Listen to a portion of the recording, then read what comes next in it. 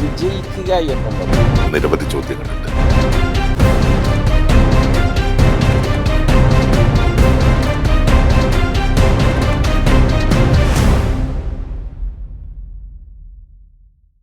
രണ്ടായിരത്തി ഇരുപത്തിയാറിലെ നിയമസഭാ തെരഞ്ഞെടുപ്പിലേക്ക് രാഷ്ട്രീയ കേരളം ഉറ്റുനോക്കുകയാണ്.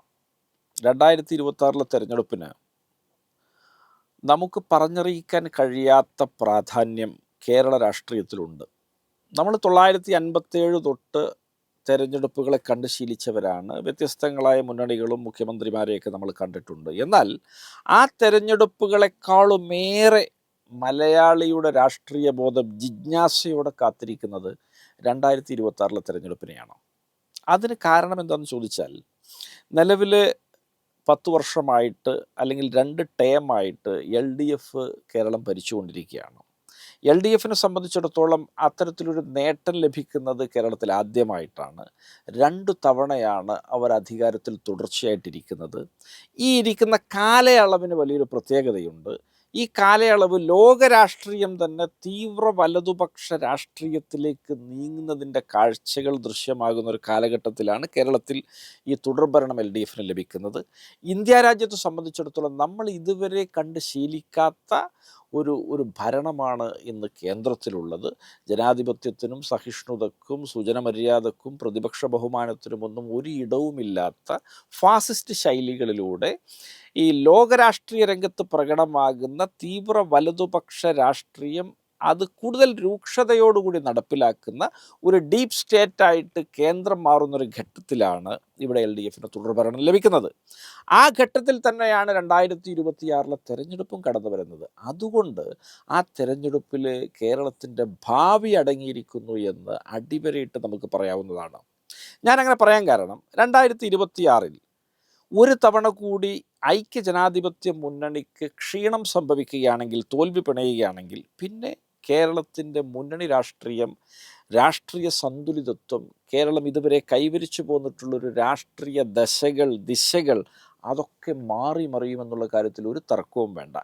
കേരളത്തെ സംബന്ധിച്ചിടത്തോളം UDF പരാജയപ്പെട്ടാൽ ആ മുന്നണി തന്നെ ശിഥിലമായി പോകാനുള്ള സാധ്യതയുണ്ട്.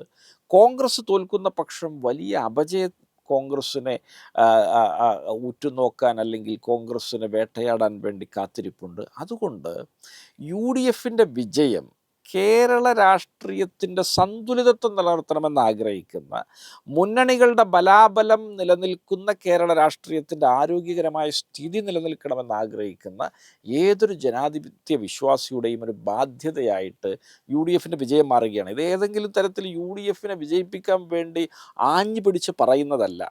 നിങ്ങൾ ഓർത്തു നോക്കുക, കേരളത്തിലെ മുന്നണി രാഷ്ട്രീയത്തിൻ്റെ സന്തുലിതത്വം തകർന്നാൽ അതിൽ നേട്ടം കൊയ്യുന്ന പാർട്ടി BJP ആണ് തുടർന്ന് കേരള രാഷ്ട്രീയത്തിൽ വലിയ ഭാഗ്യാന്വേഷണവും ഭാഗ്യപരീക്ഷണവുമായിട്ട് കടന്നു വരുവാൻ സാധ്യതയുള്ളത്. അത്തരത്തിൽ കേരളത്തിൻ്റെ ആ ഇരുമുന്നണി രാഷ്ട്രീയത്തിന് എന്നേക്കുമായിട്ട് തിരശ്ശീല താഴുന്ന ഒന്നായിരിക്കും ഇടതുപക്ഷത്തിന് 3ാം ഭരണം കിട്ടുക എന്നുള്ളത്. അതുകൊണ്ട് തന്നെ കേരളം നിലനിൽക്കണമെന്ന് ആഗ്രഹിക്കുന്ന, കേരളത്തിലേക്ക് വർഗീയ ശക്തികൾ കടന്നു കയറുന്നത് ചെറുക്കണമെന്നാഗ്രഹിക്കുന്ന, ഉത്തരേന്ത്യൻ BJP സംസ്ഥാനങ്ങളെപ്പോലെ കേരളം ആകരുത് എന്നാഗ്രഹിക്കുന്ന ഏതൊരു ജനാധിപത്യ വിശ്വാസിയുടെയും, അയാൾ CPM ആവട്ടെ, കോൺഗ്രസ് ആവട്ടെ, സോഷ്യലിസ്റ്റ് ആവട്ടെ, എന്തോ ആവട്ടെ, അയാളുടെ മിനിമം ബാധ്യതയാണ് അടുത്ത തെരഞ്ഞെടുപ്പിൽ UDFിനെ തിരിച്ചു കൊണ്ടുവരിക, UDF ജയിക്കുക എന്നുള്ളത്. അതുകൊണ്ട് അടുത്ത തെരഞ്ഞെടുപ്പ് തീർച്ചയായിട്ടും നമ്മളെ സംബന്ധിച്ചിടത്തോളം നിർണായകമാകുന്നത് അതുകൊണ്ടൊക്കെ തന്നെയാണ്. UDFിനെ വിജയിപ്പിക്കാൻ ജനാധിപത്യ മതേതര വിശ്വാസികൾക്ക് വലിയ ജാഗ്രത ഉണ്ടാകുന്നത് പോലെ തന്നെ UDFിനെ തോൽപ്പിക്കാൻ ഇവിടുത്തെ ഛിദ്രശക്തികൾ അല്ലെങ്കിൽ വർഗീയ രാഷ്ട്രീയത്തിൻ്റെ വക്താക്കൾക്കും വലിയ ആഗ്രഹം കാണും. കാരണം അവർക്ക് ഒരു പ്രവേശനം കിട്ടുന്ന ഒരു സുവർണാവസരമാണ് UDFിൻ്റെ തോൽവി. അതുകൊണ്ട് തന്നെ ജനാധിപത്യ മതേതര വിശ്വാസികളെ സംബന്ധിച്ചിടത്തോളം വലിയ ബാധ്യതയാണ് 2026 നിറവേറ്റാനുള്ളത്.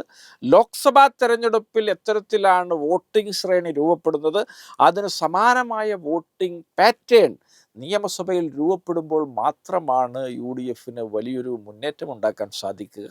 അതുകൊണ്ട് ജനാധിപത്യ വിശ്വാസികൾ വലിയ ജാഗ്രത തീർച്ചയായിട്ടും 2026 പാലിക്കേണ്ടതുണ്ട്. മതേതര ബോധമുള്ള അവസാന മനുഷ്യനും കണ്ണിലെണ്ണയൊഴിച്ച് ആ തെരഞ്ഞെടുപ്പിൽ തങ്ങളുടെ രാഷ്ട്രീയ ഭാഗധേയത്വം, സമ്മതിദാന അവകാശം വളരെ വ്യക്തതയോടുകൂടി വിനിയോഗിക്കേണ്ടതുണ്ട്.